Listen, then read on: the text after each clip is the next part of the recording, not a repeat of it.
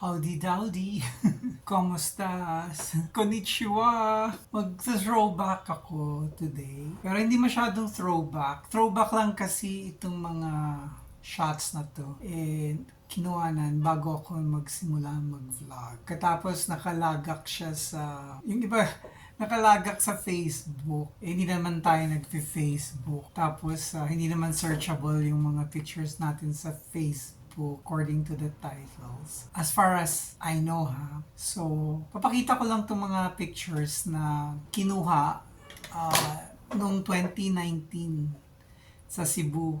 Naalala ko kasi kakagaling ko lang sa Cebu kamakailan for the graduation of my apo sa pamangkin sa kapatid. Gusto ko ipakita lang ito. Kasi dun sa vlog ko, kung mapapanood nyo, parang nag-reference ako. The last time I was in Cebu was yung October of 29. So pictures to ha, hindi videos. So yan, nag-biyahe tayo. Hinatak natin si TTT to join us. Itong picture na to, natutulog ako. Alam nyo kasi pag sa airplane, ang pinag-ehele ako ng aeroplano. Parang kasasakay pa lang gusto ko nang matulog.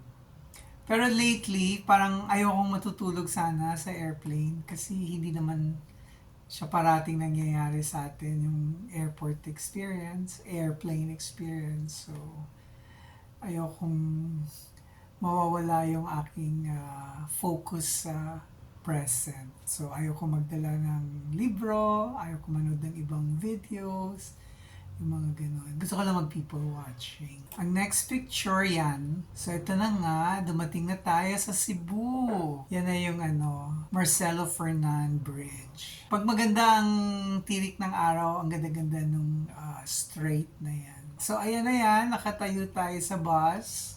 Papuntang SM. Kasi merong shuttle bus from the airport to SM City. 50 pesos lang per person. Tapos marami rin kaming mga kasabay na, alam mo yung mga Chinoys na taga Cebu. Gawa ng kuminsan talagang mamalasing ka sa traffic. Doon na sila nagpababa sa next parang mall from the bridge. So itong next picture, bus pa rin yan, na nakatayo kami. Pero galing na yan sa SM City papuntang SM Seaside.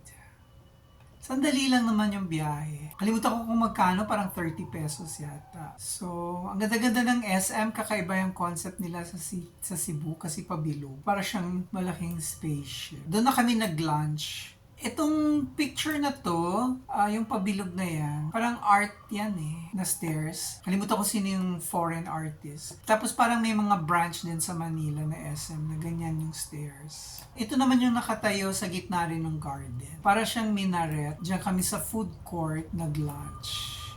Maaga kami dumating sa Cebu, so nagpapatay kami ng oras para pag pupunta tayo sa hotel, mas malapit na sa check-in, tapos sa pasyal-pasyal din. So ayan, may picture kami sa roof deck. Kainit. Tirik na tirik yung araw nung panahong yon. First time ko yata itong i-explore. Itong picture na to, medyo nagpapahinga tayo sa shade. Tapos syempre, ang iconic view from SM. So, ayan, si TTT. Siyempre, meron din ako. Ang puti-puti ko dyan kasi naglagay ako ng sunscreen, which I usually don't. But since naglagay si TTT ng sunscreen, nakilagay na din ako. Mahaba pa yung buhok ko dyan. I think ito na yung shuttle naman from SM Seaside. Papunta na kaming Fuente, Osmeña. Kadalasan, pag nagsisibo ako, tapos kung mag-hotel ako, malapit lang din ako sa Fuente parate for a nostalgic reason. Kasi yung brother ko na nagpapapunta sa mami ko sa Cebu, nakatira malapit sa Fuente Osmeña. So ako naman, yan lang din ang aking iniikutan sa Cebu. Kasi yun lang yung part ng Cebu na may meaning para sa akin. Ito naman, hindi kami dyan hotel. Gusto ko lang magpa-picture. I think ito yung hotel, katabi ng 7-Eleven sa... Hindi ko matandaan kung Petron or Caltex gas station. Tapos, sa ano to, Abaca cafe. Hindi ko matandaan na gabi lumabas pa kami. Pero kasi ito malapit lang dun sa pension na tiniran namin. So malakad mo lang itong Abaca Cafe na to. Sikat itong cafe sa Cebu. Pumunta kami dito kasi birthday ng sister-in-law ko, kinabukasan. Ang invitation niya actually was for Bohol. Pero on another day, hindi ko trip pumunta doon na kasi it's a big event. Ayoko maraming tao. So, mas gusto ko yung, sabi ko, pupunta na lang ako sa birthday mo mismo. Pero wala akong handa. Okay lang. So, kung magdi-dinner kayo ng tuyo, mag-dinner tayo ng tuyo. Pero syempre, hindi naman kami nag-dinner ng tuyo. Ito, Half Heart sa Ayala Center, Cebu. Hindi ko alam saan yung ibang pictures. Most of this sa picture to ni, sa camera ni TTT. Hindi ko alam kung bakit hindi ako masyadong kumukuha ng picture ng itong sumunod na to, I think sa morning to nung birthday ng sister-in-law ko. Itong bus na to.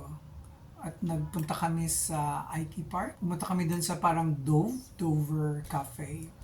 Wala akong picture. So ito na ang mga kamag-anakan. Yung nakadila, pamangkin ko yan sa kaliwa. At saka yung little boy na may drawing. Mga apo ko yan sila sa pamangkin. Tapos yung lalaki dun sa picture, sa likod ko is my brother. And syempre, the lady is my sister-in-law. Ito, another picture. Itong same same apo. Base yan sa States eh. Doon na sila nakatira ng mom niya. Doon siya nag-aaral. Tapos, ito, yan si yung apong the reason why we went to Cebu to attend this graduation. So, itong bata na to grade 7 na sa darating na pasukan. Nag-start na ba? July na, nag-start na sila.